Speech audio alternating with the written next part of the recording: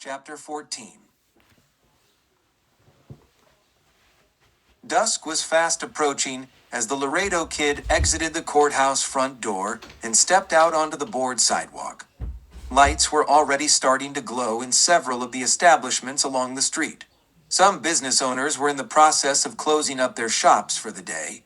The Cow Palace Saloon, down the street, was already brightly lit. Glass-encased cubes holding lighted lanterns had been hung outside on each side of the swinging batwing doors.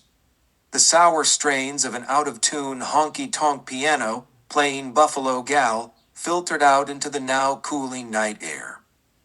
The street was fairly empty, as most people had already drifted off to the circus for tonight's performance. Some stragglers were finishing up whatever town chores they need to do and busily went about their business before heading off themselves. Laredo had taken advantage of being left alone in the courtroom without a chaperone and had headed out. He had had enough of this town and the hangman from hell.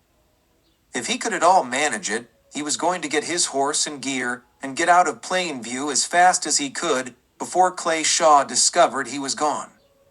He looked up and down the street, searching out each and every person in sight to make sure there were no lawmen about to spot him. There were none in sight. There was only one person on the street that he knew, Patsy Dolan. She was standing on the sidewalk in front of the closed millinery shop on the other side of the street, about 100 feet away. She was talking to a tall, thin man of middle age. His complexion was dark and swarthy. Tufts of black hair hung beneath a battered sombrero, and heavy black stubble covered his lean face. His clothes were dirty and worn. They looked like they hadn't been washed in weeks. His black jeans had a horizontal slit in them at the left thigh. There was a dry, dark stain around its edges. Laredo would not have taken much note, except he saw the girl half turn, and upon seeing him, seemed to be pointing at him with her chin. The man next to her followed her gaze, then nodded to her, shifted his gun belt, and stepped off the sidewalk. The man seemed to favor his left leg slightly. He started walking deliberately toward the kid. Hackles on the back of his neck stood up, and a chill ran down Laredo's spine.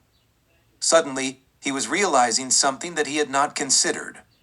Perhaps this man was the one who shot at him the night before. If he was a betting man, the kid was almost sure that beneath the tear in the man's jeans was at least a burn mark, if not a wound from Laredo's gun the night before at the livery. Seeing Patsy Dolan with this hard case probably meant that she had hired him to dispose of the hangman, thus delaying the hanging and giving her more time to get Cliff Allen free. The Laredo Kid was never afraid of any other man in a stand-up gunfight, but now was not the time. All he wanted to do was get his horse and get out of town. He turned quickly away, putting the man behind him. He quickened his step as he headed out toward the livery stable down the street. Occasionally, he would turn his head just enough to catch a glimpse behind him. The man was still coming after him. His stride had also quickened. Laredo began to move faster, fighting the urge to out and out run. To do so might attract attention and ruin any chance he had of getting his horse and getting out of town. He pushed onward. The livery was still more than a block away. A quick glance behind him told him the man was still coming, taking larger strides, quickening the step and closing the distance behind him. He had assumed the man was after him, but he had hoped that it was merely a coincidence that the man was going his way, and he had hoped that he was only imagining the man's purpose. Now, with the man drawing nearer, the Laredo Kid knew he had been right. Patsy Dolan had sent this man to kill him. The foolish things women did for their men. Looking ahead of him, down the street, he could see the livery was just too far away. He would never make it before the man made his play. He would have to make his stand and take his chances. He stopped suddenly and whirled, pushing his coattails back, and reached for his gun. The gunman behind, startled by the sudden unexpected movement, automatically went for his gun. He was fast, lightning fast. The pistol was in his hand, and the muzzle was spitting flame while the Laredo Kid was still trying to spread his coattails away from his gun. The kid, seeing the weapon come up, threw himself backward, landing on his back. His assailant's first bullet had split the air above him, where he had been standing a split second earlier.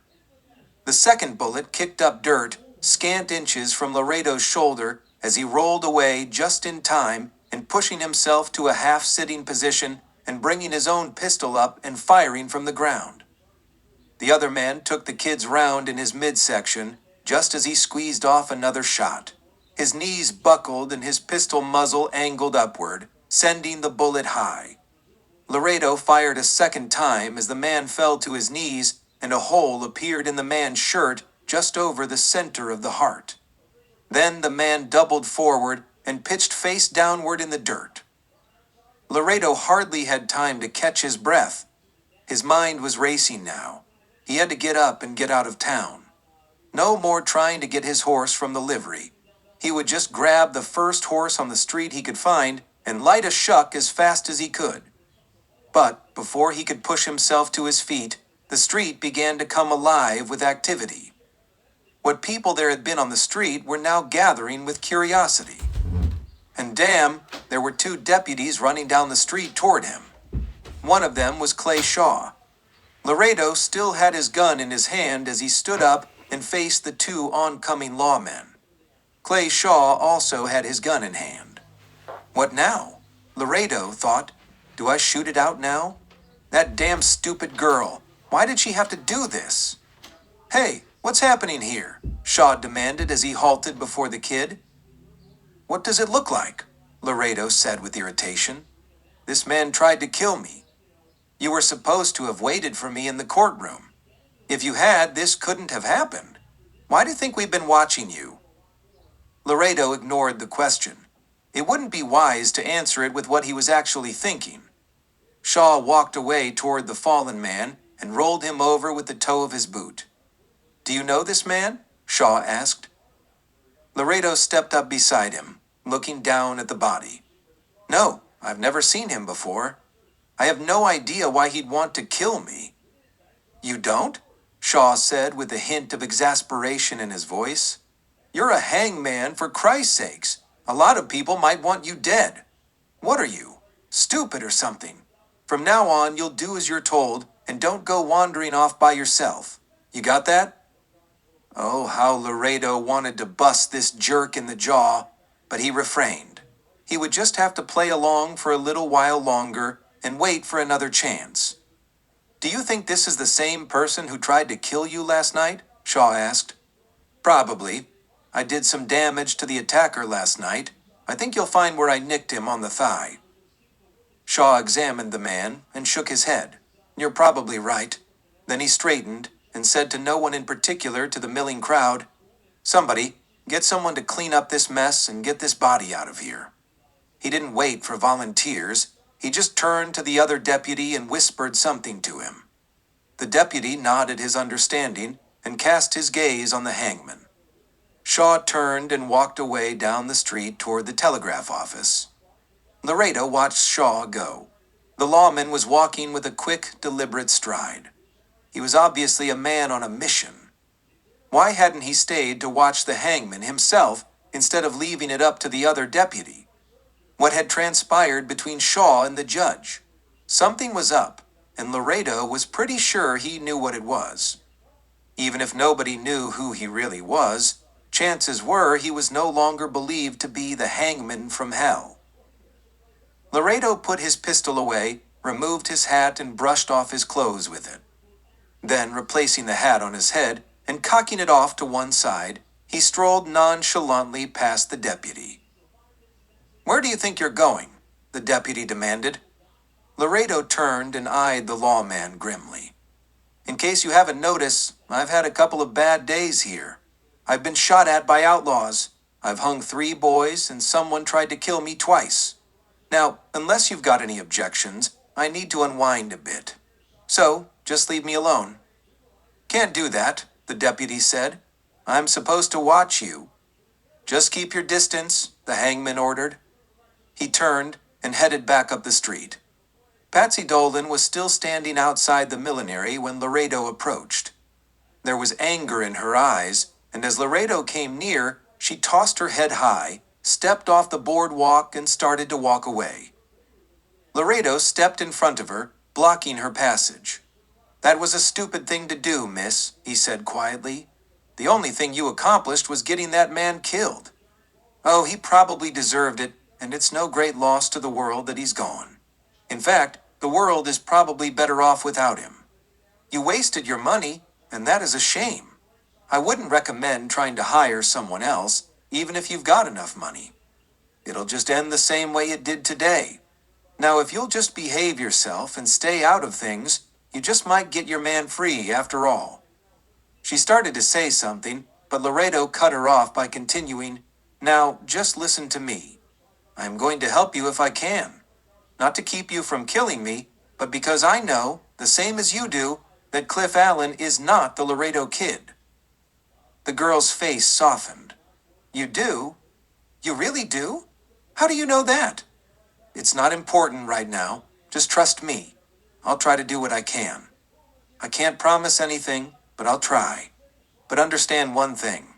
If he gets out of this mess, get him as far away from here as you can. Don't ever let him touch a gun again. And for God's sakes, keep that boy out of any more trouble." Without giving the girl a chance to respond, he spun on his heel and continued walking down the street. The girl's eyes followed him quizzically. A few seconds later, the deputy passed by following the hangman, who appeared to be heading for the Cow Palace saloon. Chapter 15. The Laredo Kid was not much of a drinker, and never did he actually tie one on, so to speak. Tonight was one of those rare times that the kid felt the need to fortify himself with a drink. This day had been shattering to his nerves, and he still felt shaky from all that had happened. The shooting a few minutes ago was something he could normally deal with, but on top of hanging those boys today, he was feeling very poorly. He had taken a table in a rear corner of the Cow Palace, with his back to the wall and a good view of the whole saloon in front of him. Business was slow for the palace this night, for the circus had drawn most of the usual clientele away. The only remaining patrons were the die-hard drinkers, who would rather drink that go to a silly old circus. Several men were gathered about the bar with bottles and glasses. The conversation seemed muted, and only occasional grunts could be heard over the tinkling of glass and the swishing of poured whiskey. On his way in, Laredo had picked up a bottle of rye, along with a shot glass, and had carried them to the table.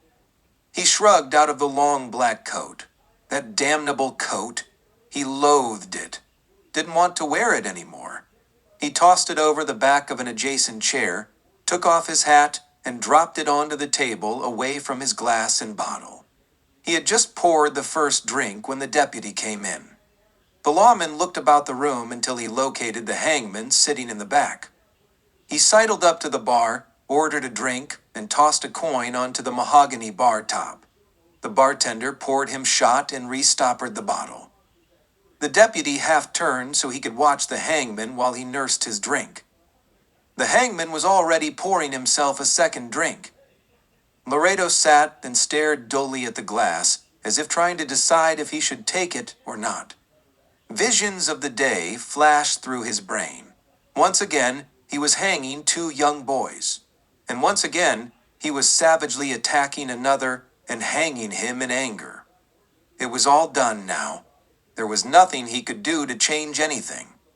Today, he had done the blackest deeds of his life. He had to do something now. But what? How could he ever get out of this mess he was in? And what business did he have telling Patsy Dolan that he was going to help her and Cliff Allen? Just what in hell could he do? Had he just been blowing smoke after all? Had he merely been trying to get the girl off his case? He didn't know. He just didn't know anymore. He lifted the glass and threw the drink back. The glass was still against his lips when a voice said, "Mind if I join you?" Laredo lowered the glass. Belle Bonner was sitting down in the chair opposite him without waiting for acceptance. Seems like you are anyhow, whether I like it or not. He poured another drink and started to bring it once again to his lips. You've had a really bad day, haven't you, kid? She said. There it was again. Kid, what did she mean? Did she know who he really was? He set the glass back down. What's on your mind? Laredo demanded. There was a tinge of threat in his voice, and his eyes were cold. Nothing, she said, as if she hadn't noticed any apprehension or hostility. It's just that you've had a rough day, and I thought you might need a friend. Her tone was quiet and sympathetic. Friend? Laredo scoffed. A hangman has no friends. But you're not a hangman. Just who are you, anyhow? Laredo eyed her carefully, thoughtfully.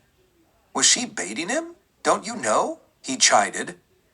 Why, I'm Henry Dillard, the hangman from hell, at your service, ma'am. You're no hangman. You proved that today. A schoolboy could have done better than you. Girl, Laredo corrected. Belle looked confused. Girl, Laredo repeated. A schoolgirl. According to his honor, the great and noble Judge Isaiah Kane, a schoolgirl could have done better. He tossed down his drink. So, the judge knows you're not Henry Dillard, she said matter-of-factly. He hadn't wanted to admit that to himself, but yes, the judge probably did know it. But, if so, why hadn't he arrested him? Because he still needed a hangman for tomorrow. That's the only way this could be playing out. And, once the show was over, the judge would then tend to him. He hadn't responded to Belle's supposition, so she said, So who are you? You don't know? No, I don't. She sounded sincere. You really don't? Laredo found it hard to believe. She reached out and put her hand on his. She said softly, No, kid, I really don't. And I really don't care. All I know is you're in trouble. Big trouble. Way over your head. I just wish I could help. Something stirred deep down inside the Laredo kid's heart. He really did believe she actually cared about him. Or was it just the wishful thinking of a lonely, desperate man? The batwing doors swung open, and Laredo glanced up. Belle turned in her chair to follow his gaze. Clay Shaw had just walked in. Your keeper, Belle surmised. Yes, Laredo agreed. It hissed through clenched teeth. Shaw noted the hangman at the table and then stepped up to the bar next to the other deputy. They exchanged words. Both glanced in the hangman's direction. The other deputy nodded his understanding, tossed back the rest of his drink, set the glass on the bar, and walked out through the swinging doors. Shaw ordered a drink and resumed the watch. 15 minutes later, a squat man of about 50 came hustling through the batwings. He wore pince-nez glasses, and he wore a clerk's eye shade over his bald head. He had a piece of paper in his hand about the size of a telegram. Clay Shaw straightened with interest as the man waddled up to him and handed him the note. The deputy scanned it quickly. A wry half-grin began to spread across his face. He said something to the messenger, plucked a coin out of his shirt pocket, and slipped it into the man's chubby palm. The man thanked him and scurried out. Shaw pushed the telegram into his shirt pocket as he sauntered over to the hangman's table. I told your man to keep his distance, the hangman said gruffly, looking up at the lawman staring smugly down at him. Same goes for you. You can keep watch if you want to, but stay far enough away so I don't have to smell you. He started to lift his glass for another slug. You've had enough for one night, Shaw said firmly. Time you got to bed. You've got a big day tomorrow. We don't want you hung over. Now, do we? He smiled, satisfied with his bravado. I'll let you know when I'm ready. Laredo turned his attention away from the lawman, hoping that it would provoke him. This time, Laredo was baiting Shaw. He had wanted to punch him out ever since he met the smug little bastard. Until now, he had refrained to keep up his pretense. But now, he didn't care. He just didn't care. In fact, he wanted Shaw to try something, anything.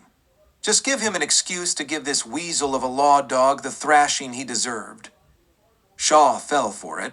Come on, he ordered, as he grabbed the hangman by the right arm and started to pull him out of his chair.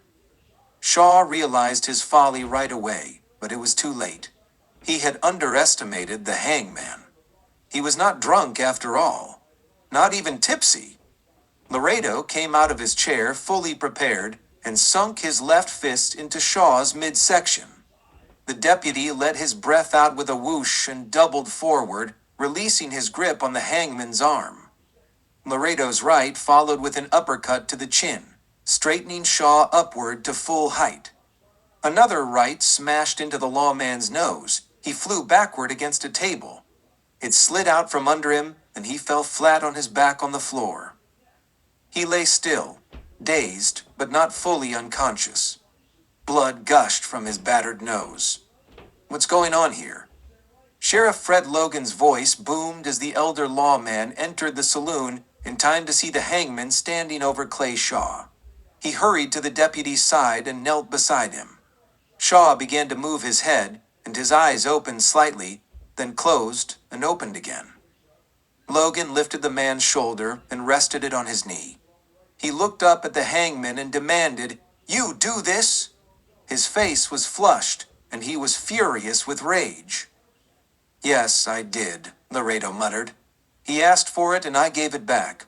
Let him up and I'll be glad to do it again." He took a half step forward, but Belle Bonner caught his arm and held him back.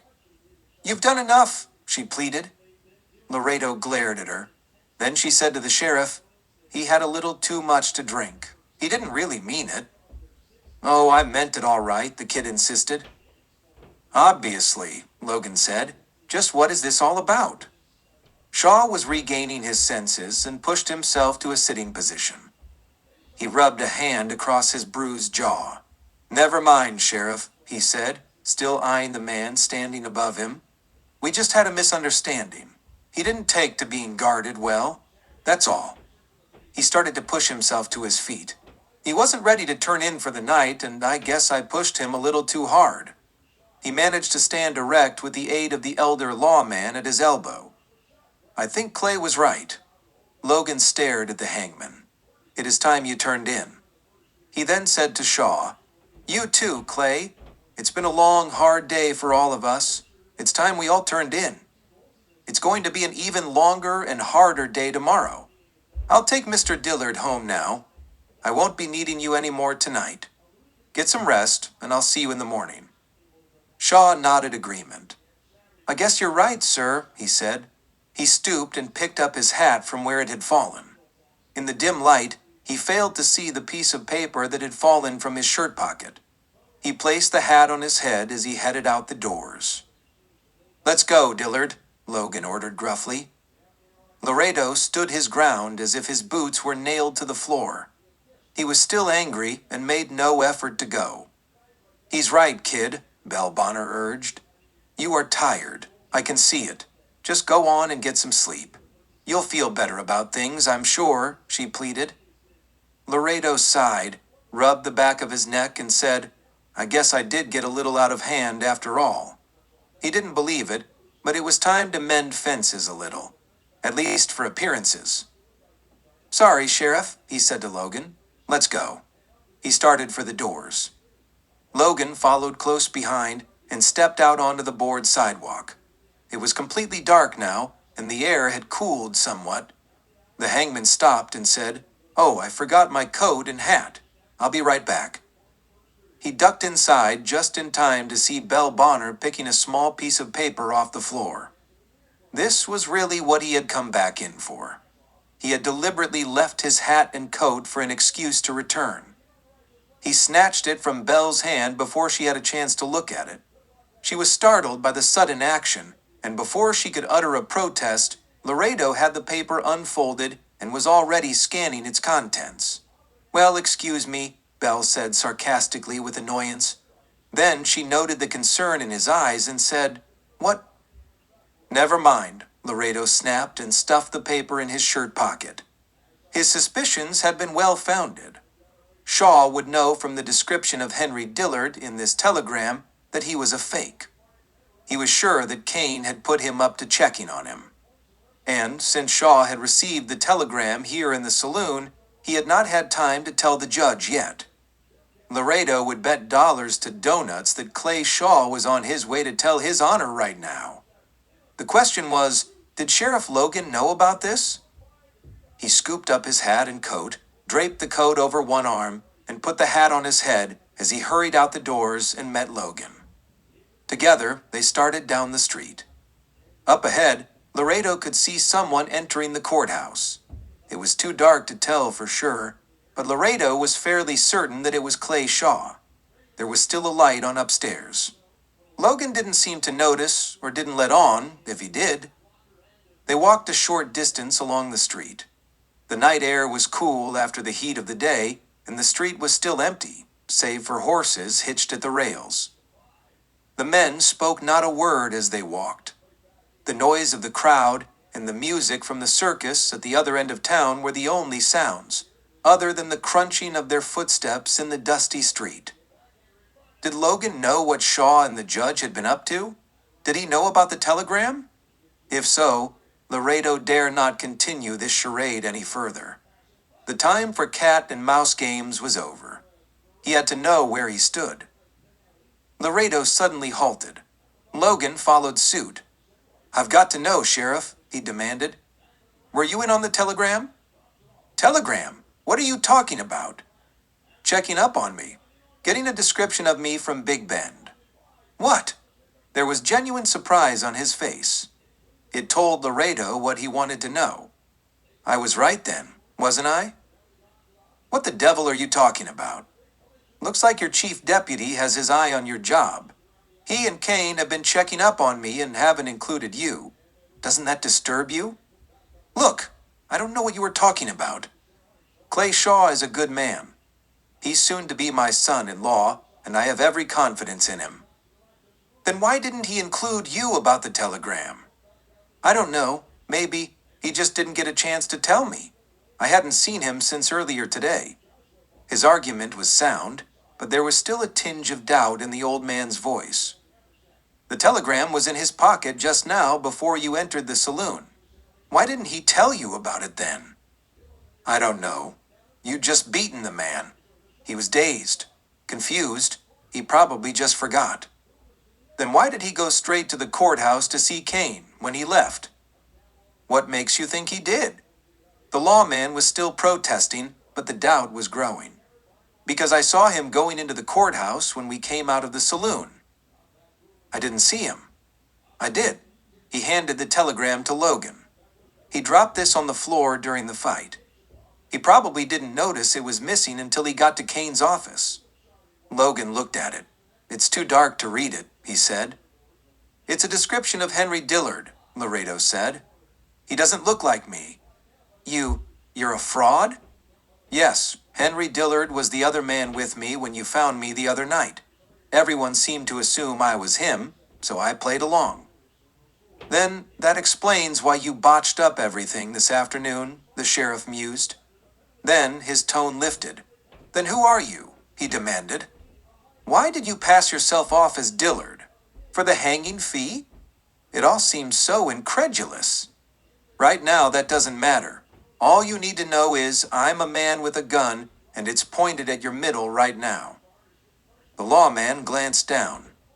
The black coat draped over Laredo's arm almost covered the pistol he held in his hand. Only the muzzle protruded. "Don't make a move. Don't try for your gun. I'm going to let you keep it for now, but don't make a move toward it or I'll blow you away, right here. See those two horses tied to that hitch rail? We're going to borrow them for a while. You and I are going for a ride." As the two men rode out of town, Clay Shaw emerged from the courthouse. The fake hangman and the sheriff were riding out of town together. What could that be all about?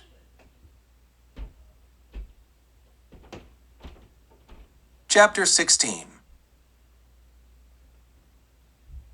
They had ridden about a mile out of town when Laredo called a halt. His pistol was still in his hand and trained on the lawman. He sidled his mount closer to Sheriff Logan, reached over and slipped his six-shooter from its holster, and tossed it away into the brush alongside of the trail. There was a Winchester rifle in the saddle boot under the right fender of the saddle on of the horse the sheriff was riding. Laredo snaked it out of the sheath and tossed it into the brush on the other side of the trail. Now get off the horse. Drop the reins and put your hands up. Keep them there until I tell you to put them down. Logan eyed his captor warily as he reluctantly climbed out of the saddle and did what he was told. I've got something to tell you, Sheriff, Laredo said. Logan eyed the gun in the kid's hand. And, just to convince you, I'm going to put my gun away. That doesn't mean I won't shoot you if you decide to do something foolish, so don't try it. I just want you to hear me out. It's up to you to believe what you want, but I hope you'll know I'm telling you the truth. God knows how tough it is for me to tell you this. He slid the pistol into his holster and clamped both hands over the pommel of the saddle.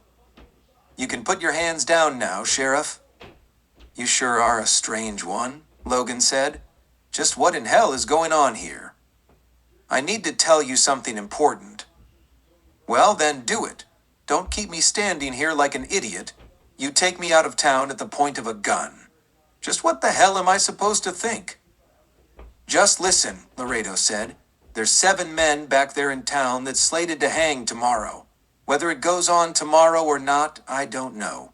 You're going to be -1 hangman, me. Shaw and Kane already know I'm not Henry Dillard, but they were going to let everyone think I was until after the hanging was over. The show needed to go on. I'm sure they had plans to deal with me afterward. Show? The lawman blustered.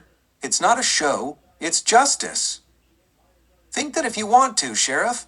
As much as it really is a show, I really do think Isaiah Kane doesn't think so either. At least he doesn't want to admit it to himself. He's on some sort of mission to deal out his own perverted brand of justice and has set himself up as a supreme being of power.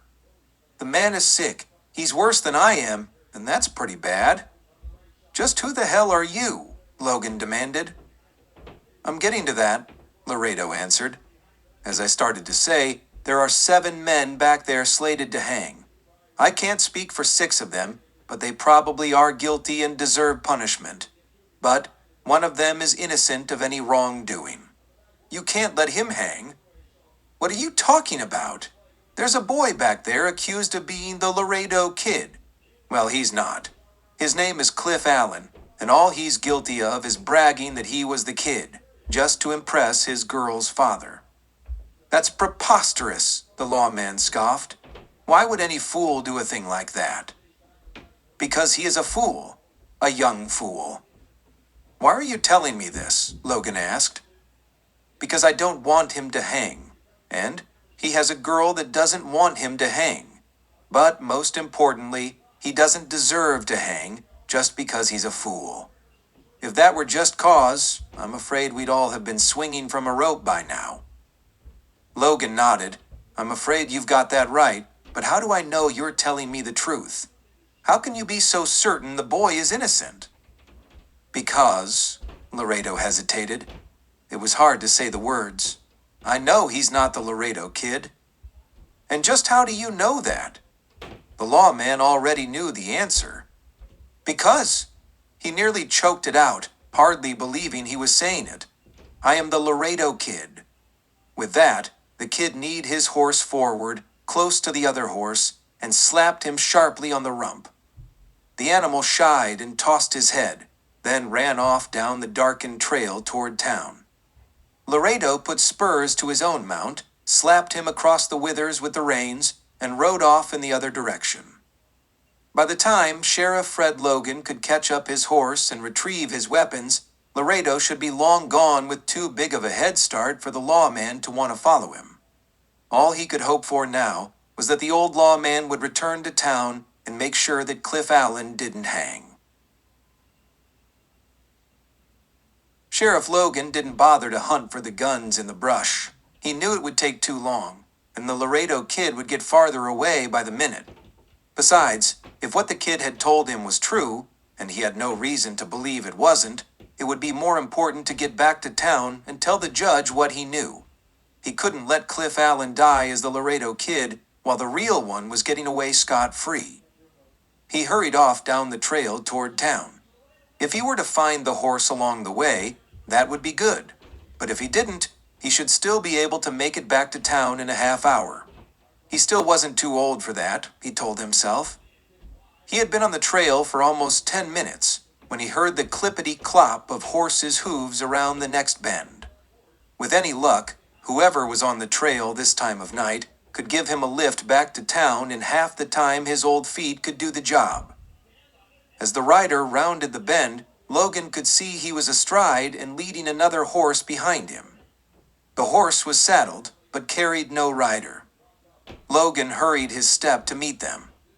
A moment later, Logan recognized the rider as Clay Shaw.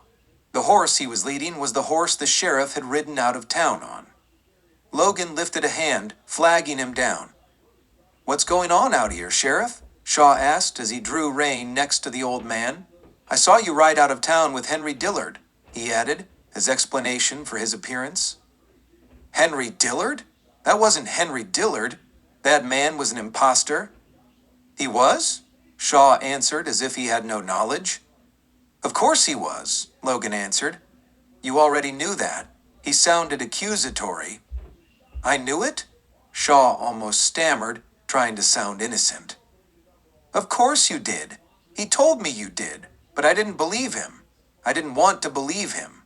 I didn't want to think you'd go behind my back with the judge. Why in hell didn't you tell me about what you two were cooking up? I would have gone along with it. Or did you both think I was getting a mite too old for this job? You want this job yourself? Is that it? Why didn't you come to me about it? Hell, I'd have let you have the job. I don't want it anymore anyways." You don't?" Clay seemed genuinely surprised. "You really would have let me have it?" "Of course, but we're wasting time jawing here. We've got to get back to town." "Back to town? But what about Dillard, or whatever his name is? And what happened to him anyways? Where is he?" "He spooked my horse, rode off and left me afoot. That's not important now. What's important is we get back to town and tell the judge that he can't hang that young fellow he thought was the Laredo Kid." "Thought was the Laredo Kid?" Shaw exclaimed. "What do you mean thought? He is the Laredo Kid. I arrested him myself." "No, Clay," Logan said. "You got the wrong man. He just isn't the Laredo Kid. That's all there is to it." "That's not true," Shaw protested. "How could you say such a thing?" "Because it is true. That man we all thought was Henry Dillard is the real Laredo Kid." How do you know that?" Clay's voice was rising to a fevered pitch. "He told me so." "He told you? And you believed him?" "Yes, I'm afraid I do, Clay." "But Sheriff, Fred, I already caught the Laredo Kid. I have a reward of $10,000 coming to me. It can help me and your daughter a lot. You understand that, don't you?" "Well, yes, but if we've got the wrong man—" His words trailed off. "No one will know," Clay interrupted. "No one knows now." "I know, Clay," the old lawman said flatly. "No, you don't. All you know is what some no-good outlaw told you. How can you believe that?" "Well, I do, Clay," Logan said emphatically. "Now let's get back to town. We can't stand around here arguing all night." He started for the extra horse and reached for the reins Clay was holding. "No," Shaw shouted. "That reward money is mine. You can't cheat me out of it." The old lawman glared at his young deputy as if seeing him for the first time. He angrily snatched the reins from Clay's hand and turned to step into the stirrup. Without a thought, Clay Shaw drew his pistol and fired point blank at the old man's back. The horse shied and stepped away. Gunsmoke was still curling from the muzzle of the gun, and the echo of the blast was still fading away as Clay sat there in the saddle, stunned by what he had just done and looking down at the folded form lying in the trail. Then, as reality seeped into his brain, a wry half-smile spread across his face. "Crazy old man," he said to himself. He deserved what he got. In the brush, not 15 feet away, a rider and horse were hidden. watching and listening. The rider had been there just long enough to see Clay Shaw murder the sheriff. Chapter 17. The Laredo Kid had been on the trail for about an hour after leaving the sheriff behind. Travel had been slow going. It was hard to see the trail. The night was almost pitch black with no light from the sky above. There was no moon, and the heavy cloud cover hid the stars. Laredo guided his horse carefully down the narrow road. He had ridden away from Sheriff Logan at a trot, but soon was forced to slow his mount to a walk. In this darkness, he couldn't afford to risk his horse stepping into a chuck hole. Fortunately, the road was in pretty good shape, fairly smooth and covered with gravel. However, the kid knew he couldn't stay on the trail for long. If anyone came after him, he could easily be found. At some point, he was going to have to leave the road and cut across country and either put as much distance as possible behind him or find some place to hide out for a while, until it was safe to move on. He could hardly see the trail now. All that told him he was still on it was the brush growing on each side of the road, so he decided that as soon as he found a break in the undergrowth, he would veer off and see if he could lose himself somewhere in the wilderness. Another half-mile down the road, the brush began to diminish, and the kid found an opening on the left side of the trail. He guided the horse carefully off the trail. Open ground seemed to spread out before him, and he urged his mount on. The land was hilly here, and gradually sloped downward. The grass was wet with dew, and the horse's hoofs began to slide on the slickness. As the land fell away to the flat below, the horse suddenly stumbled a bit, then regained his footing. Riding the horse in this darkness and strange land was too dicey. The kid reined to a halt and stepped down from the saddle. He patted the horse's neck reassuringly, then examined each of his legs. It was too dark to see if the horse had hurt himself, but Laredo ran a hand up and down each leg, checking for any tenderness, swelling, or bruises. There was none. He was fortunate this time, but he might not be so lucky again. The kid, still holding the reins, began to walk forward, checking the ground with his own steps and leading the horse behind. Over the next 15 minutes, progress had been painfully slow. Even if he walked all night, he couldn't put enough distance behind him. He began to consider holing up for the rest of the night. He was tired, so very tired. And now he was beginning to acknowledge it. Not being used to drinking, the drinks he had had earlier were playing on him now. The thought of curling up somewhere and sleeping a while was becoming more appealing with every step. He found a dry wash, hidden by trees on either side. There were several large boulders that clustered together at one spot, providing some sort of shelter. Here, he picketed his horse behind the largest rock, where it wouldn't be likely to be seen when daylight came, if he had not moved on by then. He stripped off the saddle and saddle blanket, which he placed on the ground behind another boulder. Luckily, the horse he had borrowed from town had a slicker tied behind the saddle. He could use this to roll up in and go to sleep, which he promptly did as soon as he laid down. As tired as he was, though, he didn't sleep long. Years of being on the dodge had taught him to sleep light and be wary of any change in sound or movement around him. He suddenly jerked wide awake. What was that? His pistol was in his hand, and he was sitting up at full alert and pushing the slicker away from him. He listened intently for whatever it was that had awakened him. He heard nothing except a slight breeze rustling in the brush. The air had turned from cool to downright cold. He could feel the slight wind tugging his hair gently. Maybe he was imagining things, he told himself. But then he heard it again. The snap of a branch. The sound silenced just as quickly. A moment later, it sounded again, followed by immediate silence. The kid was now sure that someone or something was near.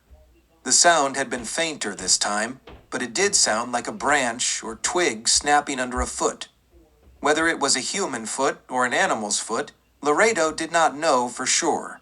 but he suspected it was human. Someone who did not want to be heard and was taking extra precaution each time a misstep had occurred. Laredo rolled away from where he had been sleeping, leaving the slicker bunched up to give the impression he was still there. He crawled to the other side of the rock and peered out in the direction of the sound he had heard and waited. Hopefully, whoever was out there had not seen him move away. He waited for several minutes. No more sounds exuded. He waited a few minutes more and was just about ready to decide he had been jumping at shadows when he saw it. A slight movement, then another and another. A dark shadow was descending, slowly and silently down the side of the wash. He readied himself, aiming the pistol at the dark shape. He dared not ear the hammer back and cock weapon, for he did not want the intruder to hear the telltale click of it locking into place. Minutes dragged by as the shadow rolled into the bed of the wash and raised up into a half-crouching position. By now, Laredo could make out the figure covered by a long duster and broad-brimmed hat. He watched as the figure stood up and approached the campsite stealthily. Whoever it was carrying a rifle. He continued to watch as the intruder stepped within a foot of where Laredo had made his bed. The rifle was pointed downward. With a sudden burst, the kid pushed himself away from the rock and leaped toward the intruder. He drove his shoulder into the shadowed back, and they both fell forward to the ground. The rifle fell free from the intruder's hands as they both rolled away from it. The kid came up on top, pinning the intruders back to the ground. He shoved the barrel of his pistol against the intruder's head. Now the hammer clicked into place at full cock. The broad-brimmed hat fell off, revealing long hair. It was Belle Bonner. "What the?" Laredo muttered with surprise. "Belle, what the hell is this?" He pulled the muzzle of the weapon lower, no longer pressing into her skull. "Well, if you'll just take that hog leg away, I'll tell you," she said, her breath coming in gasps. Her eyes were still rolled down in their sockets, eyeing the pistol barrel that was still inches from her face. The kid nodded, released the hammer, let it down slow, and pulled it away. He rocked back on his heels and stood up. His gun was still in his hand, hanging straight down. "What's the idea sneaking up on me like that?" he demanded. "It's a good way to get yourself killed. Are you going to yell at me all night, or are you going to help me up?" Belle countered. "Since when did Belle Bonner need help from any man? You can get your own damn self up." "You sure do know how to treat a lady," Belle said, as she pretended to struggle to her feet. "Yeah, well, just point me to one and I'll show you," the kid said acidly. "You know what your problem is, don't you? You just don't know how to be grateful. I come all the way out here in the cold and dark just to help you, and you slam a gun in my face, make me eat dirt, and now you insult me. You're just an ingrate. That's what you are." "You came out here to help me?" the kid queried. "Since when does Belle Bonner help anyone?" Then it occurred to him. Belle must know he's the Laredo kid. She came after him for the reward. "The only reason you'd come out here is to collect a reward, and that ain't gonna happen." "Reward? Is there paper on you?" Belle seemed genuinely surprised. "I surely hope not. I wouldn't want to have to take you in. You're too nice a guy." Was she bluffing? Or did she not know who he was? Had he betrayed himself? Maybe he had been mistaken. Now he had to cover his mistake. "No, I'm not wanted anywhere," he lied. "I just figured you must have thought so. Why else would you follow me out here? And why were you sneaking up on me?" Belle stepped closer and gazed up into his face. She could hardly see it in the shadows. "I wasn't sneaking. I was just being careful. I didn't want what just happened to happen. You proved me right. At least I'm still alive, though." Then her tone became more serious, and she added, "I came out here to tell you. Sheriff Logan is dead." Gone was the early sparring, and in its place was grim sincerity. "Dead? What happened? How?" "Clay Shaw shot him, and I'm sure he'll blame it on you." "Clay Shaw? Why would he kill Logan? He's going to marry Logan's daughter."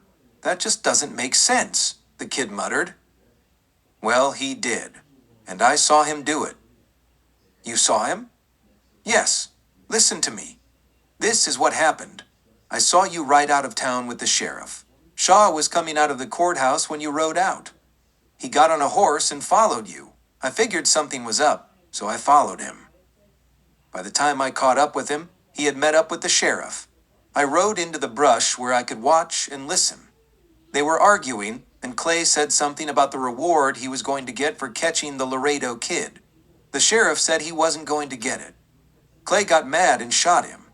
Then he loaded the sheriff's body onto his horse and headed back to town.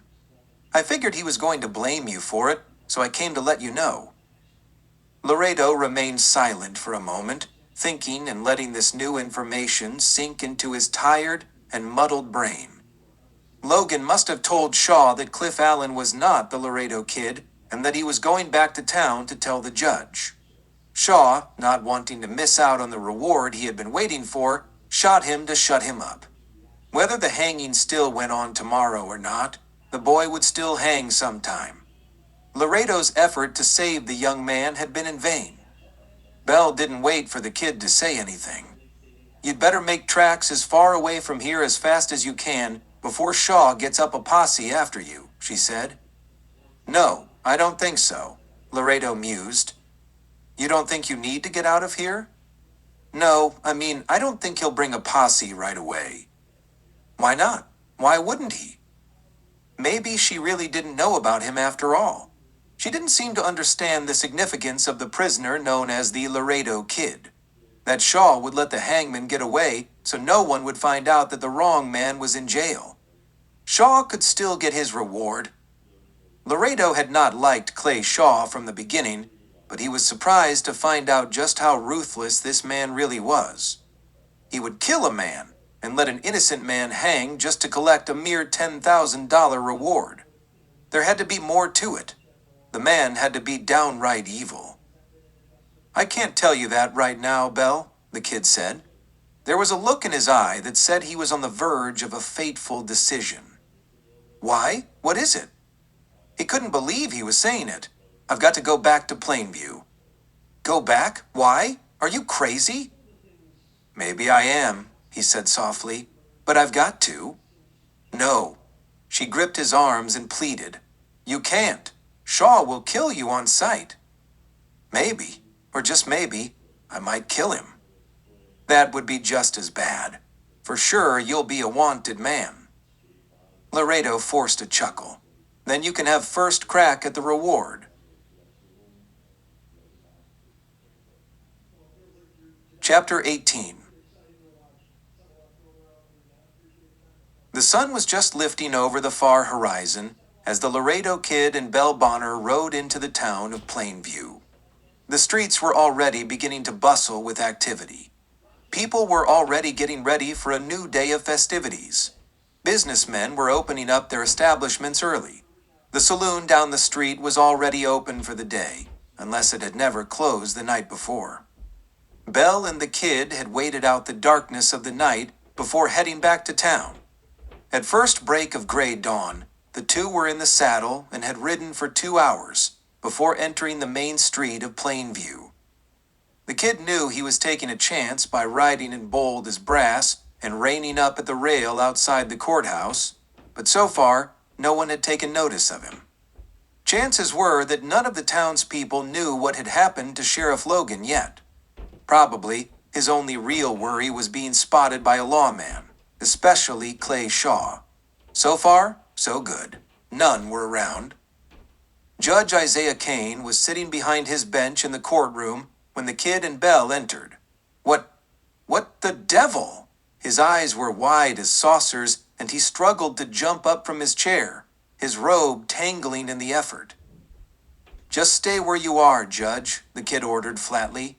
The hammer of his pistol clicked back under his thumb. The door slammed shut behind him and Belle. Sit right back down. The judge eyed the Colt's muzzle. The surprise had left his face and was replaced with fear and rage. His eyes twitched nervously. You'll never get away with this, he growled. You're a killer. You murdered our sheriff and you'll hang for it. And for this, too.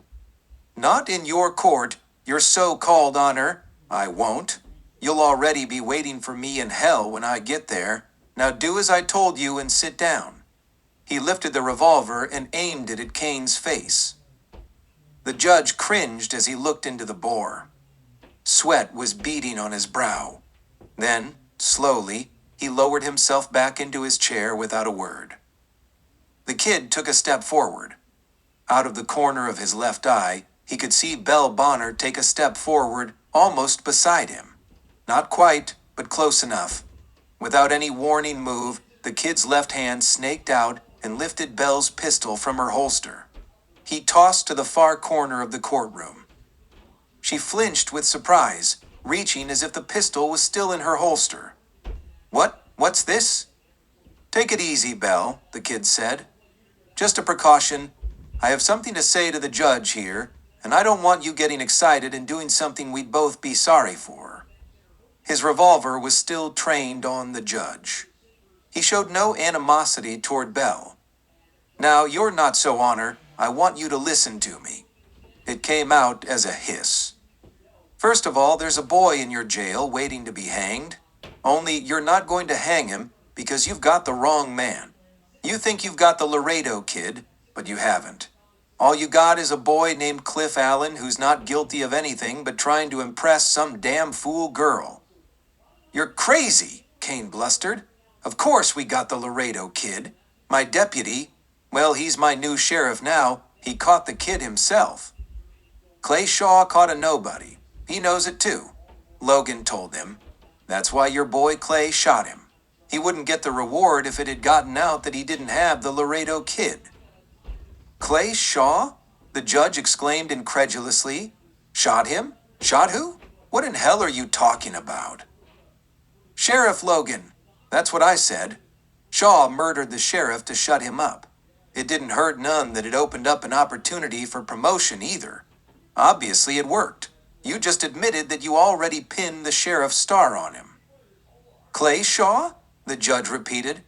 You're crazy.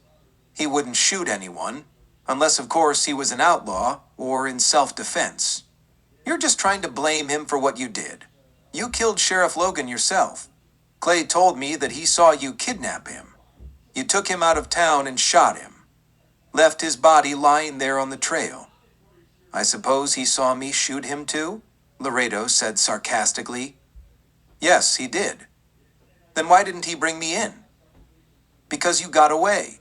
He fired a couple of shots after you before you disappeared into the darkness. He wasn't sure if he had gotten you or not. It was too dark to go after you. He thought it wise to bring the sheriff's body back and report to me. You may think your confidence in Shaw is admirable, but it just goes to show you how gullible you are. Gullible? Kane scoffed. Me, gullible. Why, I've hanged men for lesser insults than that. Yes, I know. That makes you even worse scum than Shaw. I don't have to take this from you, the judge growled. Yes, you do. The kid took a step closer, the pistol close to the jurist's nose. The bore of the barrel seemed to grow larger. The judge's Adam's apple bobbed up and down as he gulped. He nodded slightly with understanding. Now you listen to me, the kid said warningly. I came here for one reason, and one reason only. To keep you from hanging an innocent boy. And by God, you're going to see to it that he goes free. That's the only way I'm going to let you live. If that boy hangs, he'll be the last one you ever hang. Now, I don't care whether you believe Shaw or not. All I care about is that you don't hang that kid. He is not the Laredo kid. Sheriff Logan knew that too. He was on his way back here to tell you when Shaw shot him. How could Logan have known that we didn't have the Laredo kid? The judge scoffed. Because I told him, Laredo said flatly.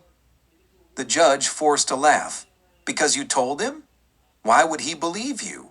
And how could you know anyways? Because, he paused and looked at Belle Bonner, waiting to see the expression on her face. I am the Laredo kid? No surprise registered in Belle's face. She remained impassive. Damn, Laredo thought to himself. She did know all along. I was a fool to trust her. I never trust anyone, and the one time I do, I'm wrong. I should have known better? So you say, Kane chided. I have no reason to believe you are the Laredo Kid. If you were, why would you come here and admit it?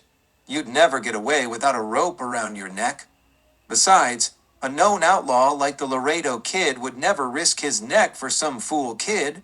No, I trust my sheriff. He's a capable man, and I'm sure he got the right man. You're wrong there, Judge, Belle Bonner spoke up. This man is telling you the truth. He is the Laredo Kid.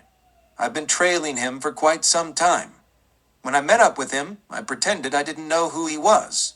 I figured it would be easier to get him back to town if he didn't know I was actually going to turn him in. She turned toward the kid, her eyes slanting downward so as not to make direct contact with his.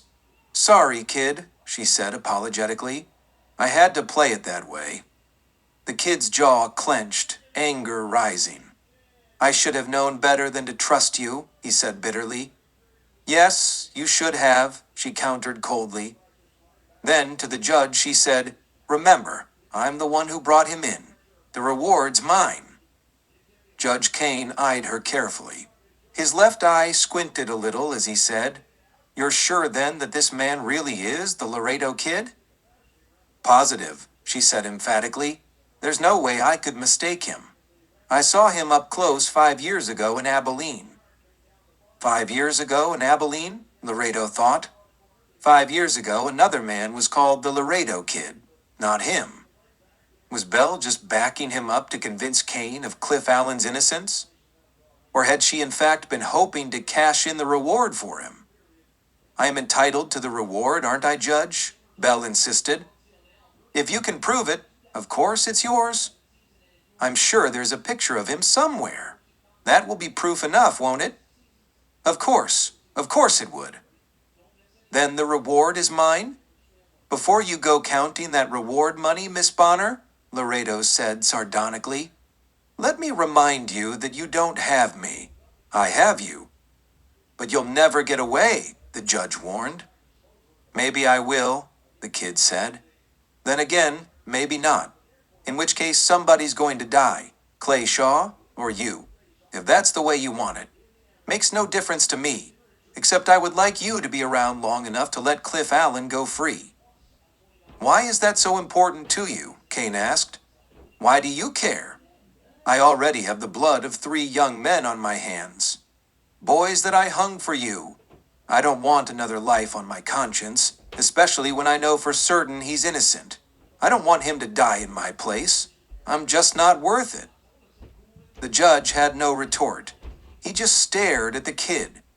If Laredo didn't know better, he might have thought he saw a hint of sorrow in the old man's eyes.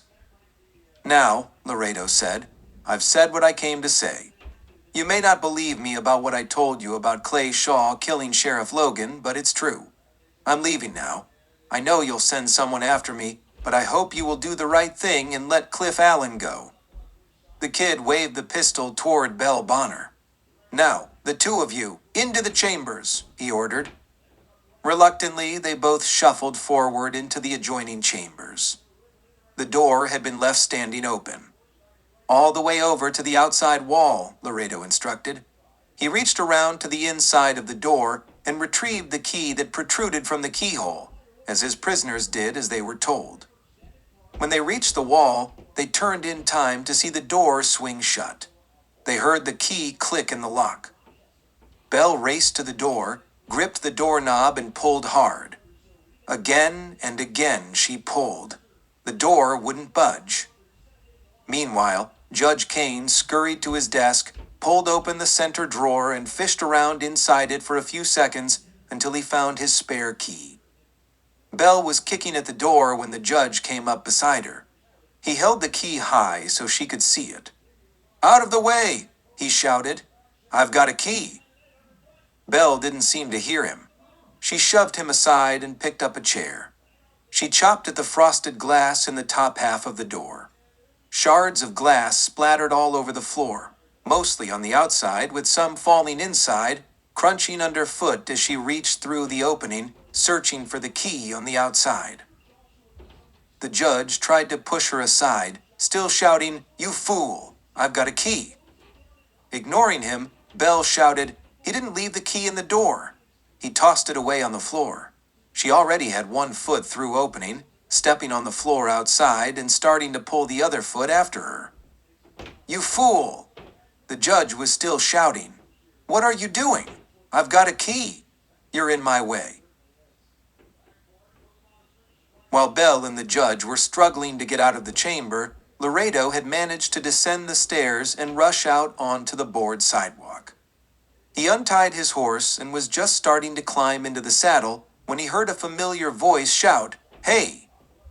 Reins still in his hand and fingers coiled around the saddle horn, the kid twisted to his right. Instinctively, his right hand flashed downward and he pulled his Colt with lightning speed and fired. The voice had sounded from down the street and it belonged to Clay Shaw. As the kid turned, he recognized him. He was with Sue Logan, and as he spotted Laredo and shouted, he had pushed Sue aside and fired, flames stabbing from his Colt's muzzle. His shot had been hurried and went high, the bullet crashing into the courthouse clapboard, siding above and behind the kid's head. He was already moving as the kid turned and fired. Laredo's slug bored into the side of a water trough as Shaw dived behind it. Water streamed through the gaping hole. "Sue, get out of the street!" Shaw called as he rolled up against the side of the trough. She threw a hand to her face and ran off in terror. Shaw slid around to the end of the water trough, peering around the corner, extending the pistol in his right hand along the wooden side. The Laredo kid was already in the saddle, twisting the horse's neck savagely with the reins. The animal fought the suddenness of being spun in a tight circle and half-reared on his hind legs, his forelegs lifting off the ground by 1.5 feet. Shaw had fired again just as the horse reared. The bullet meant for the kid burned across the horse's right shoulder, cutting a wide gash. Blood spurted, and the animal dropped his front hooves to the dirt. He kicked up his heels and bucked as Laredo fired back. Wood splintered from the side of the water trough and flew into Shaw's face as the bullet took off a corner. Shaw flinched, ducking backward. Then, clearing his eyes, he peered out again. The Laredo kid was riding hell-bent for leather away down Main Street. Shaw pushed himself to his feet and darted out into the middle of the street. His gun hand was held high and extended. He took a direct bead on the middle of the Laredo kid's back. His trigger finger squeezed, taking up the slack and then letting the hammer fall forward to fire. The pistol roared, echoing in the street. Smoke drifted up from the barrel as it pointed upward. The bullet had gone high and wide of its target. Clay Shaw was surprised, not quite sure what was happening. Something had slammed into him, jerking him sideways on his feet, making him stumble. That something was not a something. It was a someone. Belle Bonner had come barreling out of the courthouse door just as Clay Shaw readied to fire. She slammed into his side, her own gun already in her hand. "He's mine!" she shouted as she fired. She had fired a second time and had just squeezed off a third shot as Shaw recovered. She missed all 3 times. The kid was bent low in the saddle, his feet drumming the horse's sides, putting distance behind him. Shaw raised his pistol again to fire, but refrained. It was useless. The kid was already out of range and disappearing in a cloud of dust. He grimaced as he let the hammer down slowly with his thumb and sheathed the weapon. "You stupid bitch!" he snarled at Belle Bonner, who was still watching the kid ride off. Her pistol was still in her hand. "You let him get away." "He was mine," Belle protested. "If you hadn't got in my way, I'd have had him." Chapter 19. Something was wrong. Something was radically wrong. Ben Tolbert, Dan Greer, and Art Slocum all felt it. They all shifted nervously in their saddles as they rode into the main street of Plainview at mid-morning. The sun was halfway to its apex, but it was already blistering hot. Sweat was already pouring down the faces of the three riders. The uneasiness that they were experiencing only added to their discomfort. Dan Greer had reported the day before that the streets had been almost empty when he rode in, but today that was not the case. They had met several wagons and several riders heading out of town as they entered. The street was filled with hustle and bustle. Wagons were being loaded with families readying to leave town. "I thought you said the town was dead yesterday, Greer," Ben Tolbert said with irritation. "It was, I swear. There's something wrong here, boss." "There's something wrong, all right," Greer grumbled. "I'm riding with a couple of idiots, that's what." "Aw, Ben," Greer started, "you got no call to treat us like—" His words trailed off as he noted the vehemence in Tolbert's stare. It was best to keep his mouth shut. Another wagon was approaching. A farmer and his wife were on the seat. Two young girls and a boy, all not yet in their teens, were in the back. Ben decided to find out what was going on. He sidled his mount up next to the wagon, turned him on a dime, and trotted alongside. "Say, mister," Tolbert said, trying to sound friendly. "Can you tell me what time the hanging starts?" The man pulled up on the reins and brought his unmatched team to a halt. "Ain't gonna be none," the man said. "There ain't," Tolbert repeated. "How come?" "The sheriff got shot last night, and guess who killed him?" "Who?" "The hangman, that's who. Did you ever hear of such a thing? Now they're gonna have to get a new hangman to do the job. Who knows how long that's gonna be? Circus is closing up too. Might's well go home. Got work to tend to anyhow." "Don't blame you none," Tolbert said. "Thanks for the info, friend." He tipped his hat and pulled his horse away. The farmer snapped up the reins and started off again. "Now if that don't beat all," Tolbert said, as he joined back up with his two companions. "There ain't gonna be no hanging today?" "Why not?" Art Slocum whined. "Never mind. There just ain't going to be one, that's all. I told you we should have done it yesterday, instead of waiting," Dan Greer chided. "Shoulda, woulda, coulda," Tolbert sneered. "I just wish you two morons would just shut up." "Morons," Art Slocum said. "What's a moron? You saying something bad about us again, boss?" "No, I'm just saying how smart you two are," Tolbert said with sarcasm. "Oh," Slocum mumbled. His face was still blank. Greer screwed up his face in annoyance. "Forget it, Art." Then to Tolbert he said, "Well, what are we going to do now, Ben?" Tolbert chewed on it a while. "I don't know. We sure as hell can't hit the bank now. Too many people around. Let's get out of here. I've got some thinking to do." "Don't hurt yourself," Art Slocum said, still mumbling. "What's that?" Tolbert demanded angrily. "I said I wouldn't want you to get hurt, boss." "Get hurt? What the hell are you talking about?" Slocum shrugged. "Come on," Tolbert ordered with annoyance. "Let's get out of here." They turned their horses and rode back out of town.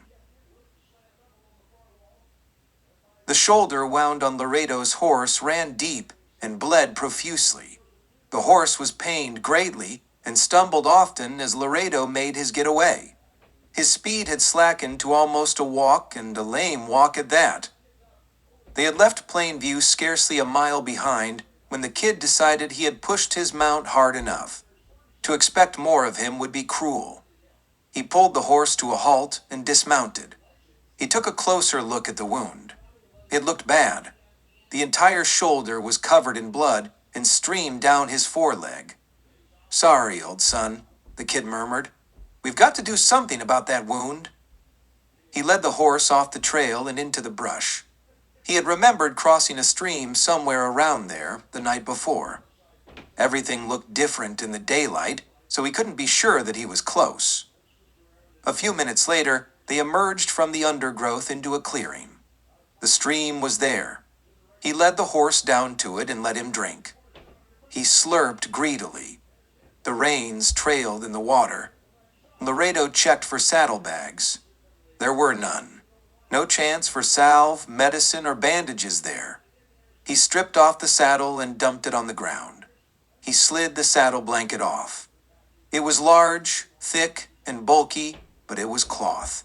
He dipped it in the water, then twisted it into a size that he could handle for swabbing the wound. Once he cleared the blood away so he could see the wound more clearly, he realized that the wound wasn't as bad as it looked. It was still too bad for him to hold a rider. Repeatedly, he dipped the blanket into the cold stream and held it as a compress against the wound until the bleeding began to diminish. He continued until it appeared that the bleeding had almost stopped. Laredo hated to use up so much time tending to the horse. It would be a matter of time before a posse could be formed and set out after him. The horse would be of no further use to him now. He would have to set out on foot as soon as possible and put as much distance between him and Plainview as he could. He slipped the halter over the horse's nose and removed the bit from between his teeth. He tossed them on the ground next to the saddle. "Well, old boy," Laredo said, "we're both on our own now." He turned and walked away, crossing the stream and disappearing into some more brush on the other side. He walked on for an hour, snaking his way through brush until he came to an open meadow. Before him in the valley below stood a little soddy. There was a pole corral out back. There were 3 horses milling about in there. 2 looked mangy, but the other one, a gray, looked somewhat healthy. He needed a horse. Hopefully, he could strike a deal with whoever lived there. As he approached, a grizzled old man came out of the soddy. He carried a long-barreled flintlock rifle. It was old and rusty, but that didn't mean it wasn't deadly. "Who are you and what do you want?" the old man said as he came forward. He held the rifle half high, ready to aim it properly if necessary. "I lost my horse a ways back," Laredo explained, ignoring the question about who he was. "Saw you have a few. Thought I could make a deal for one of them." "You running from something? You ain't an outlaw, are you?" "If I were an outlaw," Laredo said, "I'd have just shot you and stolen a horse. I wouldn't offer to buy it." "Well," the old man's voice scratched, "I ain't got none for sale. I need all I got." "I've got cash," Laredo said, pulling a wad of bills from his jeans pocket. The old man's eyes grew wide with interest. Half an hour later, the kid was riding away on the big gray. He had wished he had the saddle from the other horse, but he would not have been able to carry it through the underbrush. The saddle the old man threw in with the deal was old and ratty, practically falling apart, and was only the next best thing to riding bareback. It would have to do. The sky had suddenly grown dark. A breeze picked up quickly, and great massive, low-hanging rain clouds quickly filled the sky. Huge droplets of water dropped, picking up momentum and quantity quickly. The large drops pelted the dry ground beneath the gray's hooves, kicking up dust as they hit. At first it was gradual, then soon began to drizzle into a continued rain. It dripped down the neck of the kid's shirt, and it felt cold in contrast to the heat of the day. By the time the first crack of lightning flashed across the sky, the kid had already ridden out of sight of the old man's soddy. Thunder crashed, and the gray bolted with a start. The kid let him have his head and let him run. He had wasted enough time. The posse was probably on his trail right now. He dared not guess how much of a lead he had. He only feared that they could be close behind him at this very moment. The Laredo kid's fears were well-founded. At this very moment, Clay Shaw and a posse of 12 men had ridden into the front yard of the old man's soddy. The rain was pouring full force now, and the posse men were drenched, although they had broken out their slickers that flapped like wings about them. They had followed the bloody trail of the kid's wounded horse and had finally found the horse wandering about by himself. It took a while to track the kid through the brush and follow his trail to the soddy. The old man told them about selling the gray and pointed out the direction the kid had taken when riding away. Despite the pouring rain, the posse wasted no time getting back on the trail. Although the rain came fast and furious, it didn't last long. As quickly as it came, it ceased almost as quickly, leaving behind lingering wispy dark clouds and an occasional flash of lightning. Thunder rumbled in the distance. Almost immediately, the normally rain-parched earth began to quickly suck up the pools of rainwater and steamed off the ground. During the rainstorm, Laredo had pushed the gray as hard as he could. The gray had been the best the old man had to offer, but he was far from a good animal and had very little stamina. He was old and had not had much occasion to exert himself as he had been required to today. He plodded heavily in the mud, slipping and sliding, causing the kid to have to slow his pace. And now that the rain was over, the gray's hooves and legs were caked with drying mud that weighed heavily on him. From time to time, Laredo had checked his back trail. There had been no posse in sight, but he had left a clear trail in the mud. The posse could trail him easily without slackening their pursuit pace. Laredo had ridden off the trail and into a grassy meadow that spread out toward a mountain range to the south and west. On the other side would be New Mexico. Once over the border, the posse would have to call off pursuit. But if the posse picked up his trail here, they would be able to track him by the bent grass, for the grass was at least ankle-high here. He was about a quarter of the way across the meadow when he looked back to check his back trail. That's when he saw them, and he knew they saw him, out there in the open. The posse was just leaving the trail and coming after him. They had whipped their mounts into a gallop, sort of, at least as much of a gallop as was possible in the tall grass. Laredo turned forward in the saddle, whipped the gray with the reins, and kicked him into a run. A gallop was just not in the old horse. Repeatedly, he whipped the reins savagely across first one side of the animal's neck and then the other. Occasionally, the old horse seemed to respond, but only momentarily, and then tended to falter. The kid glanced behind him. They were getting closer, and he could see there was a lot of them, probably a dozen or more. "Come on, boy," the kid urged. "Is that all you got?" He knew it was. Something buzzed past his left ear, followed by the report of a Winchester rifle. They were within rifle range. No time to look back. He drummed his heels against the gray's sides.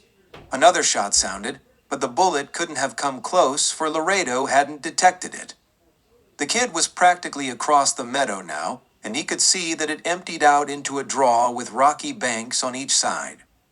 A volley of shots thundered around him, but none came close, for just as the posse men let loose, the old gray stumbled, his forelegs folded, and his neck arched downward. The bullets went wild as the Laredo kid flew over the gray's neck and pitched into the grass in front of him. The kid landed on his side and rolled twice before rolling into a half-standing crouch on his feet. He drew his Colt and fired blindly behind him at the oncoming riders, just to give them something to think about. He spun on his heels and ran for the draw. Bullets plowed into the ground around his feet as he ran. As he entered the draw, he spotted a large boulder near the entrance. He dived behind it. Bullets spanged off the sides of the rock. Now the posse was out in the open, and the kid had cover. He fired. A posse man dropped his rifle, clutched his shoulder, and sagged in the saddle. The others reined up quickly. Laredo fired again, and his slug clipped the brim of Clay Shaw's hat. Shaw sidestepped his mount and motioned to the others. They turned their horses to retreat out of range of pistol fire. Laredo aimed and pulled the trigger again, but the hammer merely fell on an empty chamber. While the posse was repositioning themselves, the kid pushed himself away from the rock and started running farther into the draw. He pulled cartridges from his shell belt as he ran. He was breathing hard now, and his attention was so much centered on replacing the shells as he ran that he did not notice at first that what he had run into was not a draw at all. Just as he finished reloading and slammed the loading gate shut, he finally saw what was ahead of him. It was dead end. This was just a chasm. There were rock walls on all three sides of him, and the only way out was straight back the way he came. and the E-posse would be there waiting for him. Shaw, having lived in this part of the country, probably already knew the kid had trapped himself. That would account for the posse's retreat. They would only have to wait him out. Well, he couldn't give it up all that easily. He would have to find a way out. He studied the rock walls around him. The one to the left was the shortest and had the most slope. He would have to try to climb it and hope Shaw and his posse didn't dare to come in there before he got out. If they did, he would be an easy target on the wall. He sheathed his pistol and started to climb. The slope was steep and littered with rock. He made his way from rock to rock, using each as a handhold or foot brace. The going was slow, but he was making headway, if he only had enough time. He was about halfway up when he realized that time had run out. He could hear the drumming of hoofbeats as the posse approached the entrance. The drumming turned to a clatter as hooves clicked against the stone floor of the chasm. From his perch on the wall, he could see the first riders enter. Clay Shaw was not in the lead. He had 2 men ahead of him. Just like the weasel, Laredo thought. Let someone else take a chance on the first bullet. They saw him immediately, and someone fired. The bullet pinged off the rock to Laredo's right. The kid hurried to climb faster. No time to look back. 2 more shots sounded, and rock chips flew all around him. He scrambled faster, hand over hand, foot after foot. The sound of rifle fire opened up, and a steady barrage ensued. The kid kept climbing, his breathing labored and his pulse racing. He didn't realize that bullets were no longer coming near him. The rifle fire he heard had opened up from the top of the opposite wall of the chasm. The posse men were taken by surprise. A bullet grazed the rump of the first rider's horse. The animal reared and twisted. The rider fell off. The second rider took a graze to his head and pitched forward, rolling in front of the 2 riderless horses, barely missing their hooves as the animals thrashed about. The third shot took Clay Shaw in chest. He bent forward in the saddle, clutching at the pommel. He was bleeding badly, but managing to stay aboard as he wheeled his mount and once again urging his followers to retreat. The rifle fire continued as the posse rode out. The 2 men on foot didn't bother to catch up their horses. They just ran out into the meadow after their fleeing companions. Laredo had reached the top of the wall and had just rolled out onto flat above when the posse rode off. From where he lay prone, he could see them riding hell-bent from Tuesday across the open meadow. He didn't know why they had ridden off that way. He didn't know why he was still alive. He wasn't about to question it. He just pushed himself to his feet and brushed himself off as he surveyed the land around him. It was hilly, but gradually tapered to a lower flat that was mostly open. He took a fix on the sun and noted that the open land spread to the southwest. Just the direction he wanted to go. Chapter 20. The sun grew hotter and hotter as the day wore on. The Laredo kid had been walking for an hour and a half. He had descended high country and crossed 2 small valleys. He was tired and thirsty. He had passed a stream shortly after starting out, but in his haste to get away from the posse, he had not taken the time to drink. Now he was regretting that decision. His throat was dry, and if he had spoken, he would have found his voice raspy. The terrain he was traversing now was hilly, but there were stands of trees and the grass was greener. There must be water nearby, the kid told himself. There was a grove of cottonwoods off to his right. Thinking that this might be an indication of water nearby, he headed toward it.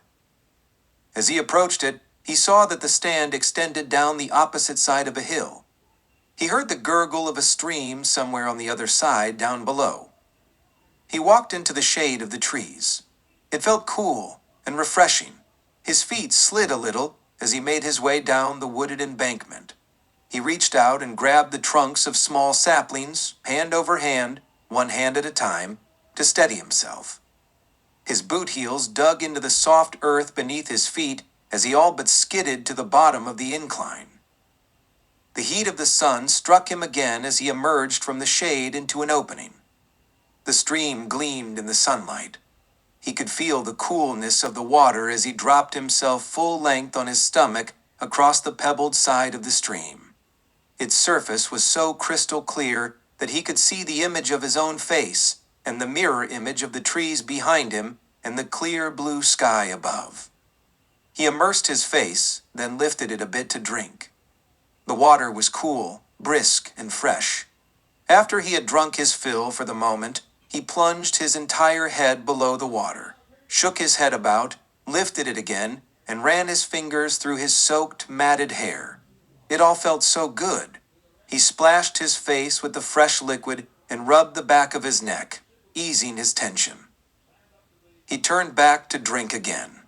The water was still rippling from the disturbance he had just caused, but the reflections in the water were beginning to reappear. He halted with a start, staring into the water. Above his own image, he could see the shapes that looked like 3 men standing behind him. 3 horses were ground hitched near the trees. As the water settled, the images came into better focus. There were men and horses there. He was sure now. He instinctively rolled to his left side, his right hand reaching for his Colt. He had it half slid out of the holster when he heard the menacing clicks of hammers being pulled back. "Hold it right there," a voice boomed. It was a deep voice. Laredo had heard it before, but had not placed it until he focused on the man and his companions standing above him. "Well, well, well, look what we got here, boys," Ben Tolbert said, half chuckling, but now sounding friendly. "This is one of those boys we met up with the other night." Then to the kid he said, "Now a word of advice to you, mister. I suggest you just let that hog leg slip back into its holster. Take your hand off the grip and keep it away wide." Laredo did as he was told. He said not a word, but kept his eyes focused on his captors. "There, that's better," Tolbert said. "What's the matter, Sonny? Cat got your tongue? You lose your way out here?" "Hey, boss," Dan Greer said. "I seen this hombre in town. He's the Hangman." Tolbert grinned and waved his pistol playfully. "That right, Sonny? You the Hangman?" "You're saying it. You're calling the tune," Laredo said flatly. "You know, you've cost me a lot of dough today." Laredo only stared. He didn't say anything more, just waited. "You know who we are, boy?" "Yeah, you're the Jaspers that jumped me and my partner the other night?" "Hell, we know that," Tolbert scoffed. "I mean, you know our names?" "Seems to me I heard you say your name was Tolbert. I don't remember your friends' names. I only remember yours from the sheriff talking about you. Other than that, I don't give a damn about you. I just want to be on my way. I'm not looking for any trouble." "You're not looking for trouble?" Tolbert laughed. "Seems to me you're already in one hell of a lot of trouble." The kid waited. He didn't know just how much this bunch really knew about him. "Shooting that sheriff back there wasn't a smart thing to do, Sonny. You see, you've caused us one hell of a problem. We was all set to rob the bank while you were putting on your hanging show. With everyone in town there, robbing that tin can would have been a piece of cake. Now you've gone and spoiled it for us, and I don't like that. Do I?" The last part was practically a growl. He thrust his pistol forward, aiming directly at the Laredo kid's face. He started to squeeze the trigger, taking up the slack. The kid waited for it, resigned to his fate, perhaps relieved that it was finally all over. "Hold it right there," a voice sounded behind them from the trees. Tolbert, taken by surprise, turned on his heel. His pistol stabbed flame as it went off without any particular aim. Greer and Slocum both turned at the same time. Bringing their drawn weapons up, neither had time to fire as rifle shots sounded. Both fell almost as one, their faces masked white with surprise and agony as bullets drove into them. Greer took one in the gut and doubled over. Before Greer hit the ground, Slocum took a slug in the face, splattering blood like a halo around his head. Tolbert had thrown himself to the right, reaching for the ground. A bullet ripped through his upper thigh just before he landed. His pistol fell from his hand and skittered just out of reach. The rifle sounded twice more, one driving into Greer before he fell the rest of the way to the ground. The other plowed into the dirt just before Tolbert's pistol and pushed it a little farther away from his fingers as he reached out for it again. The voice sounded again. "Leave it alone, unless you want to get what your two playmates got." Tolbert let his fingers slide back close to his body, his eyes still on the weapon. By now, the kid had slid his Colt back out of the holster and gripped it tightly, hammer-eared back. He remained lying where he was, avoiding any sudden moves that might attract the rifle fire in his direction. He thought he had recognized the voice immediately, but when Belle Bonner emerged from the trees, he knew he had been right. She came forward toward them, her rifle held high with a bead on Ben Tolbert. When she came close, she kicked his pistol farther away to relieve the outlaw of any further temptation to go for it. "I really wished you'd have gone for it," she said flatly. "Dead men are easier to take back." She turned to Laredo.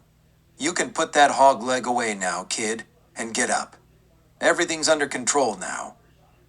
The kid stood up, but kept his Colt in his hand. His thumb still held the hammer back. He reminded himself that Belle Bonner was a bounty hunter, and there was bounty on his head as well as Tolbert and his two goons. This could be a very profitable day for Belle. "You plan to take me in too, Belle?" There was ice in his tone, and his pistol raised slightly. Belle acknowledged the move. "Don't you trust me, kid?" Her voice went soft, and her rifle lowered. A quick glance in Tolbert's direction told him not to get too eager to put the play back in motion. "Can you blame me? You knew I was the Laredo Kid all along, and you were just playing me like a sap." "The Laredo Kid?" Tolbert exclaimed. Then to Laredo, "That right? You are the Laredo Kid? What the hell were you doing being a hangman?" "Shut up," Belle ordered. "Ain't none of your business who he is." "I'm not talking to you. I'm talking to the kid." "No, kid," Belle said, turning her attention back to him. "I didn't know who you were until you told the judge. I backed you up so he wouldn't hang that kid you were so damn worried about." "You're a fool. You know that, kid. You should have looked out for your own skin and kept on riding. But just so you know, the judge did let that boy go. But I guess he didn't believe you about Clay Shaw killing the sheriff. I guess you're still taking the rap for that one. You know, kid, this is the third time today I saved your miserable hide," she continued. She was sounding too nice, too sincere. Was she just trying to get him off guard? "Third?" His brows knitted together in consternation. "Yep," she said proudly. "I kept Clay Shaw from putting a bullet in your back as you rode out of town this morning, and just why do you think the posse got off your tail this afternoon?" "Let me guess," the kid said sarcastically. "You're going to tell me you had something to do with that?" "Yep, I was out ahead of the posse. Been watching you all day. If I had wanted to take you for the bounty, I could have done it any time. But I guess I'm just as big a fool as you. Anyways, when you left the trail, I was on higher ground. I saw the posse coming, and I circled around and got up on the ledge on the opposite side of the ravine. When the posse rode in, I gave them a dose of lead." She smiled. "You're going to love this. I shot your friend Clay Shaw in the brisket." "Kill him?" Laredo was listening now. His thumb was easing the hammer down. "Don't I wish," she said. "After the posse retreated, I caught up with them. Made out like I was after you too. They had gotten Shaw off his horse and fixed him up a little. I swear the man's got 9 lives. My bullet nicked a rib and was deflected. Looks like the bastard's going live after all. Some of the men were going to take him back to town, but the rest were going to keep after you. If you don't get away from here soon, they'll be catching up. If I were you, I'd clear out now." "And you're just going to let me go? Forget about the bounty. Why would you do that for me?" "Do you really have to ask that?" she said softly. The hardness in her eyes was gone. A hint of mist glinted in the corners. Laredo let the hammer all the way down, and he slid the pistol back into the holster. He didn't know why, but he believed her. Maybe he just wanted to believe her. "What about these three?" Laredo said, pointing to the two bodies, and Tolbert, who was clutching at his wound. Red stain dripped through his fingers. "I can handle them until I meet up with the posse," Bell said. "You gonna just let that outlaw right away?" Tolbert put in. "He's worth more than we are altogether. There's 500 on Greer, 200 on Slocum, another 1,000 on me that's chicken feed compared to what's on the Laredo kid. Just how much is there on you, kid?" "I told you to shut up." Bell swung the rifle toward him. "Just trying to help," Tolbert said. "I don't need your help. I can count. And today is a good haul from me." She pointed the rifle at each dead outlaw, counting. 500, 700. Then to Tolbert, 1,700. She turned and brought the rifle up, pointing at the Laredo kid, $11,700. She smiled wryly, like the cat that just ate the canary. "Guess I should have known," Laredo said sadly. His arm was outstretched at an angle. His hand was away from his pistol butt. "Yes, you should have, kid. I wanted to believe you." "I know you did, kid, but business is business." "I'm sorry, I really am." "I believe that too," he said. "But I'm afraid it's going to have to be business as usual for you, Bell. You always said it was easier to take them back dead than alive. I'm afraid that's the only way you're going to take me back." "You gonna try to shoot it out with me, kid?" "No, I just might take you with me if I did, and I don't want to do that." "Why not?" "Do you have to ask that?" he said. "Then, what's the play going to be?" "I'm climbing on one of those horses over there and riding out. You'll have to shoot me in the back." "I'm hoping you won't, but if you do, so be it. I'm tired. Tired of running, hiding, being somebody I'm not. Hell, I don't even know who I am anymore. So if you want to shoot me, go ahead. I just don't care anymore." With that, he strode forward. The rifle lifted higher. When he was a foot in front of her, he halted. "You're quite a woman, Belle Bonner." He almost cracked a slight smile, then walked on past her. She turned on her heel, letting the rifle muzzle follow him. She watched his broad back, the easy swing of his arms as he picked out one of the horses and climbed into the saddle. He was careful not to look back. He didn't want to see it coming. Now that he was in the saddle, Bell raised the muzzle higher, the gun sight still zeroed in on Laredo's back. Laredo urged his mount forward at a walk. For some reason, he felt no fear. A peace was settling over him. At long last, it would be over. Let it be done, he thought to himself. Belle's finger tightened on the trigger. She started to take up the slack, and then the rifle barrel became unsteady. Suddenly, she realized she was trembling all over. What was wrong with her? She tried again to bring the gun sight in line with her target. Her knees were weak. She lowered the weapon, no longer aiming it. "What are you waiting for?" Tolbert chided from behind her. "You're letting $10,000 get away. Go ahead, shoot the bastard." Laredo kept the horse walking, slowly, steadily, still waiting for it to end. Then, as if he weren't expecting it, the thundering roar of the rifle echoed in his ears.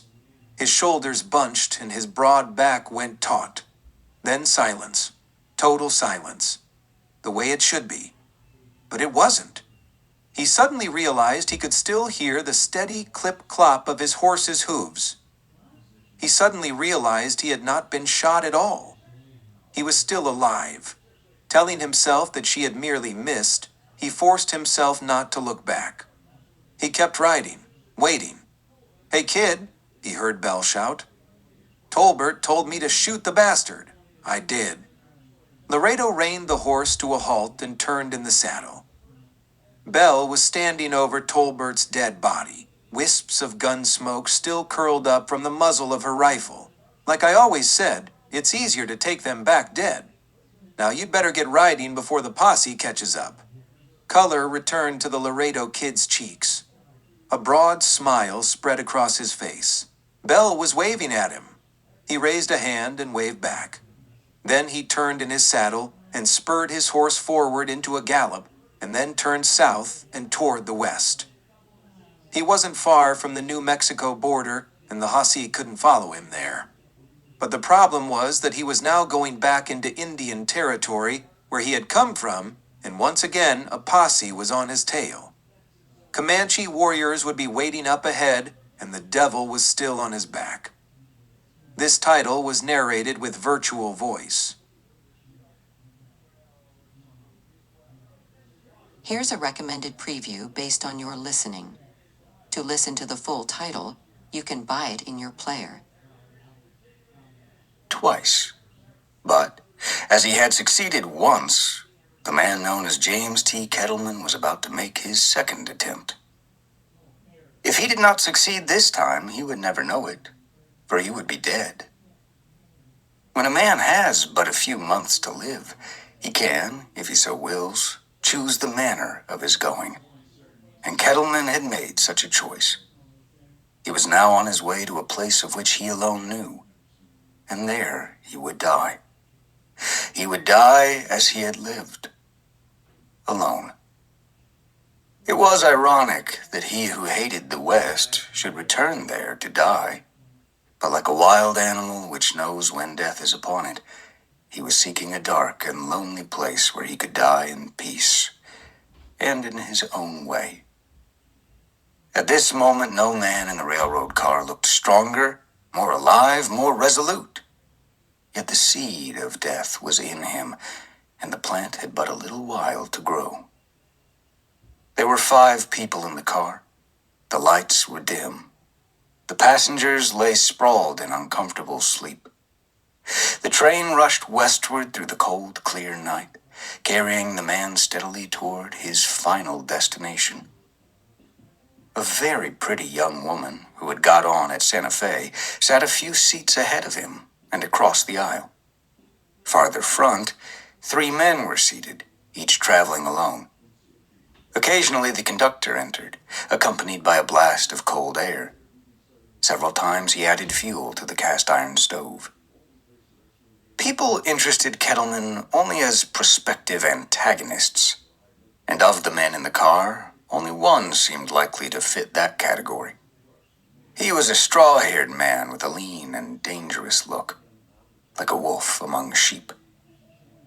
The girl was tall, gracefully slender, and her brown eyes had a way of looking directly at a man that was frank, without boldness. Kettleman decided she was a girl who had been much around men, that she was used to them and liked them. Her name was Nancy Kerrigan. He overheard it when she was giving directions for packages to be placed in the baggage car. The country outside was invisible. The windows had steamed over and the train moved as if through an endless tunnel. To Kettleman it did not matter, for he knew every foot of this roadbed and the surrounding country from descriptions which had come to his desk in New York. The high plain was broken at intervals with long ridges and outcroppings of lava, and in the mountains there was marketable timber.